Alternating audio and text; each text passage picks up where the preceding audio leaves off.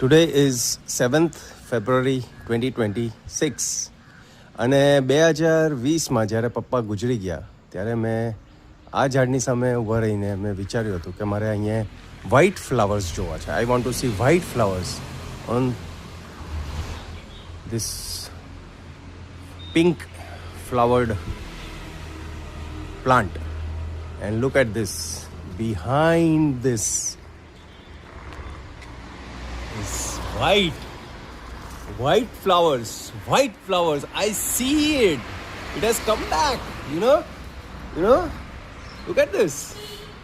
Wow, amazing. Nature is bending to my thoughts, to my requirements.